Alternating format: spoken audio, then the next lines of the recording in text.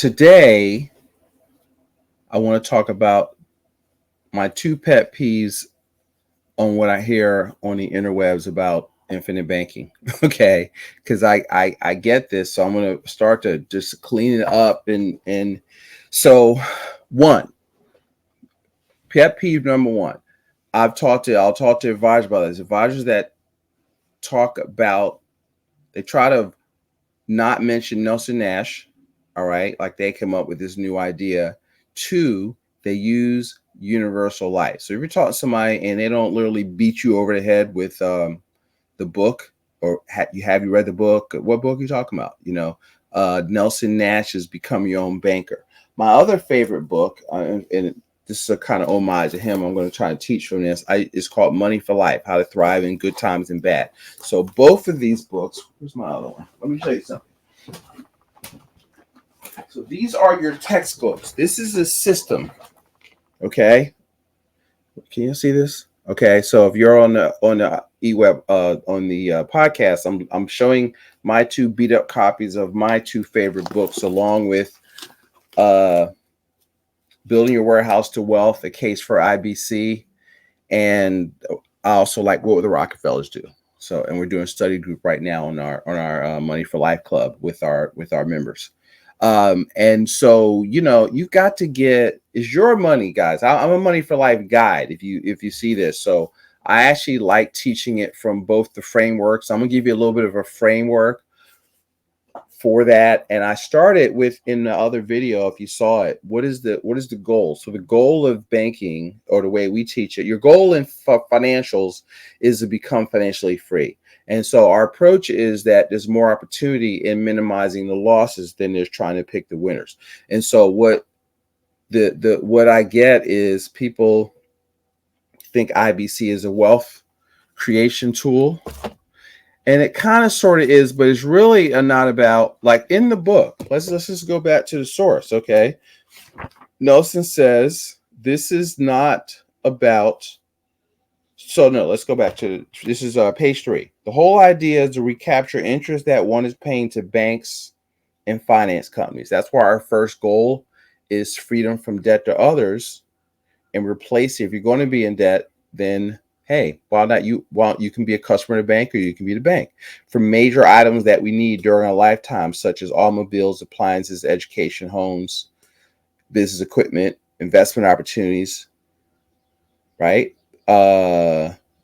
This book is not underlined about investments of any kind. It is about how one finances the things in life, which can certainly include investments.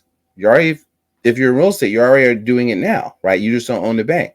If it is, hear me now, it's not about rates of return. So you have all these people touting, oh, you can get the up to the market with the downside risk. They don't even know up from down. Some of them do, which baffles me, but have too much belief in spreadsheets and illustrations. All right. And so Nelson addressed in the book, rates goes up, rates go down, but the process of banking goes on no matter what. Okay. And it's a well-known fact that banks make more money during times of low interest than times of high. And so what happens is, he says, I'm skipping, it's not a procedure to get rich quickly. It requires long-term planning. Nelson says to plan if you're going to live forever, and live if you're going to die today appears to be a good thought. Okay. And so, life insurance has been around 200 years, whole life insurance with a proper. So here's what we teach: properly structured dividend paying whole life with a mutual company. Okay. And life insurance has been around for over 200 years. It's not a creature of any tax code. It's nothing more than like-minded people contracting with like-minded people to solve a financial problem. Okay. And there's no such thing as having too much money in the bank. Wealth must reside somewhere. Okay. And what better place is it to reside than here? Meaning a properly structured dividend paying whole life with a mutual company. So that's, the framework we're coming from. So stop chasing rates of return, because you don't need the product. There's no success in a product. There's no financial product that's going to take you to glory. Hear me. Okay. And so, one of the goals of Practical Wealth, I want to equip you to think, not tell you what to think. I want you to think so you can separate facts from somebody's sales pitch. I can't tell you this stuff that comes across my desk where people, oh yeah, I heard about this and I called somebody, I won't name any companies, and then I said, well, how much are you paying? Or, and they'll ask me stuff like, well, how much for XYZ amount of insurance? So one that tells me you haven't read the book and you don't understand it, which is all right, because that's why I'm here. But it's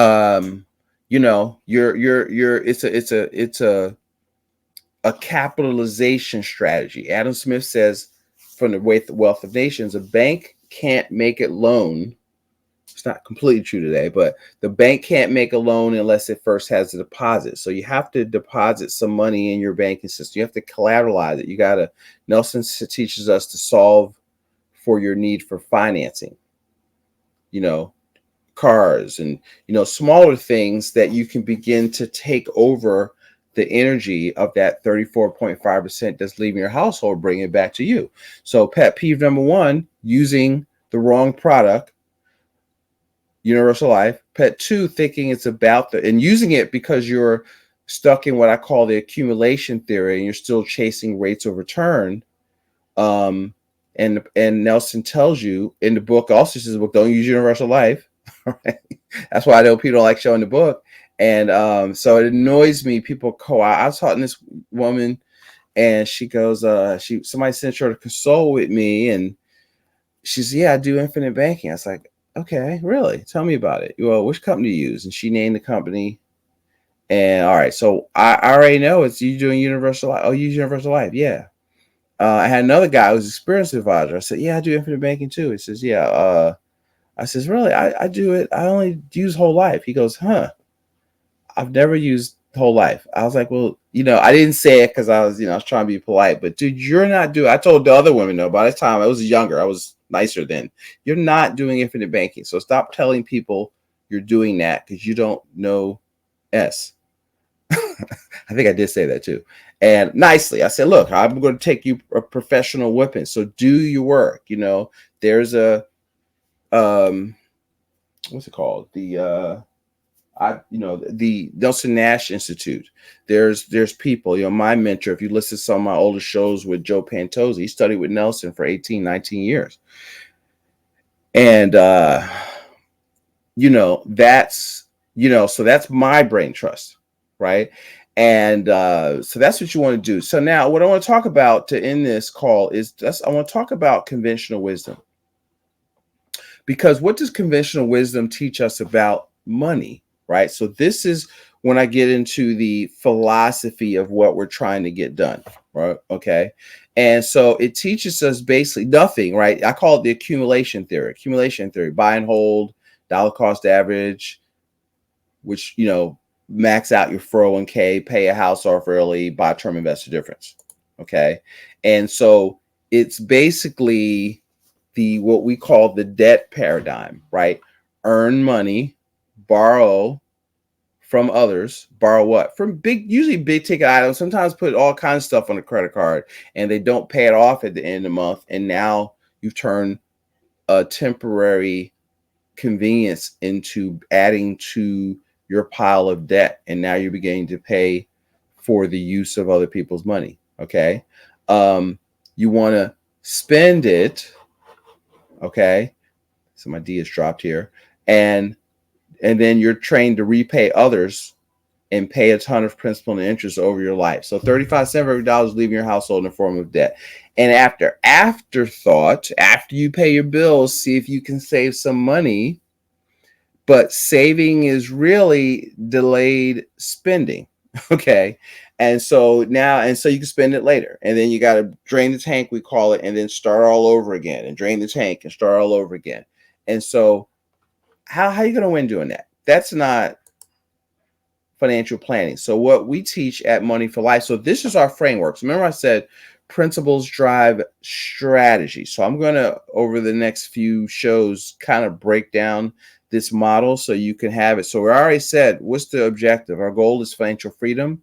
and the four pillars, right? Freedom from debt to others, ready cash you need it, passive, or I like to say asset-based income that you don't have to work for and you can't outlive, because I don't teach that your retirement, which I don't believe in, should be based on pulling money out the policy tax free. I think that's a risky strategy, personally. Okay. Is there, I use it more as a volatility buffer and access to capital for emergencies and for opportunities, and having uninterrupted compounding. But there's ways to structure it for that. And we'd have to get into, I won't like go over that on the show, but it's a financial Swiss Army knife, but you got to do what it was intended to do. Okay. And then what you want to do is you want to spend it. What do you spend it on? So it's borrow. So earn it. Right. So we're going to break this part down, earn it, in a couple of shows, because a lot of people, if you're in business, I just got finished doing a business development class. Shout out Perfect Place Real Estate for the broker who's one of my clients and her agents. Several of them are our clients, and how to make more money. I have a talk called the 7 core self-promotion strategies, the 7 steps to more sales and profit. So you can definitely do that if you're a business owner, if you're a W-2, if you're earning money, but you're a professional and you're making good money, you're earning it, but then it's more about, well, can you do stuff? If you're not earning enough, you got to do something different or in addition to, mostly, right? Then we're going to bank it. Bank what? We're going to say yellow line is a whole step in of itself, right? We'll get into it, but you got to get organized with your cash flow. You got to pay yourself first. You've got to manage your cash flow, or what you would call a budget, and then you're going to save it. Some of it in the bank, some of it in bank somewhere it's going to allow you to be the bank, which is permanent insurance. You're going to borrow from your bank or against your cash value, right? You're going to spend it. What do you spend it on? Major capital purchases, anything you can't pay for in full within monthly cash flow, and also for opportunities. Most of our clients are real estate and business owners. They use it for their down payment. Sometimes they can do the whole house. They use it. I have clients that do private lending. I have clients that buy cars and rent them out. Where you can spend it, but while you're spending it and using it, guess what? It's still in your banking system making money uninterrupted, right? And then you gotta, and this is what people forget. See, it's not free money. You got to repay yourself. Nelson Nash says, don't steal the peas. So if you don't know the supermarket example, you got to go into the becoming your own banker. Maybe they'll do a episode just on the supermarket, and but you pay yourself back with principal, paying the insurance company back in the interest. So meaning that if you could get the money wholesale at 4% from the insurance company, but you were willing to pay 10% to use third-party capital, then you should calculate your payment back at 10%. So now you're recapturing the profit that you were, or if you pay off an 18% credit card, you need to redirect that same payment back to your system. Don't cheat yourself. Okay. And so it's really the process. See, this is the process of banking. And so if you didn't know it, you notice I hadn't mentioned any. It doesn't matter the product. It doesn't matter the dividends. It doesn't matter. All that's bullshit. Okay, excuse the expression, y'all, because it's not. Well, it's not completely. But what happens is, if you don't know how to do this, or if you don't have a coach or a guide, hint, hint, me, but one of our team that can guide you through the process of banking. See, life insurance is a product, but this is a process of money management, and that's what you've got to learn. Okay, because until you know this, the product doesn't matter. Okay, because it can be great, and you can still screw it up. And you ask yourself, do you think earn, borrow, repay? The debt paradigm is a model that the Buffett's use or Elon Musk uses. Do you think they're trying to get out of debt? No, they grow, they earn it, they bank it. A lot of them have permanent life insurance. They borrow, they spend, and they repay from the profits from their cash flowing businesses. Okay. And so that's the game. Okay. And so it's hard to win a game if you don't know the rules. So if you'd like to know the rules, give us a call. All right. And so check down the show notes for a link to send this to a friend like this. Okay. If you find this information, subscribe to our channel and let us know, even in the comments of stuff that you want to see. I'm going to put in here some case studies of integrating this model, right? So I'm going to show you how our clients integrate this model, this framework, and to either make their money more efficient, make their money do double duty. And so if you want to create maximum wealth, guys, you got to create maximum efficiency first. You do have to earn it and manage your cash flow and save it. This is the fundamentals. So if you can't do this, guys, if you can't, you're not making money. Okay. I'm assuming you are if you're watching this, because I can't steer a parked car. This will lead to generational wealth, but generational wealth is not your first goal. First, you got to earn money. Then you've got to save it. Then you've got to buy assets that generate passive income. And then now you will begin to build generational wealth. So you got to do financial stuff in the right, as Tony Robbins would say, syntax, which is the right order. Okay. And a lot of times we don't know the order. Where do I start? You start with understanding that part of all you earn is yours to keep, save it, and manage your cash flow. The first three cures of the 7 cures for a lean purse. You're reading Rich Man in Babylon. Start thy purse to fattening. Pay yourself first. Budget thy expenses. You have to manage your cash flow so that you are spending less than you make. Okay. And then make your goal multiply. You're not saving just to saving. Money's got to be put to work. You want to create velocity, which means buying or building assets that generate cash flow. Remember the 3 rules of investing. Invest in what you know, or invest in knowing. Invest in what you can control.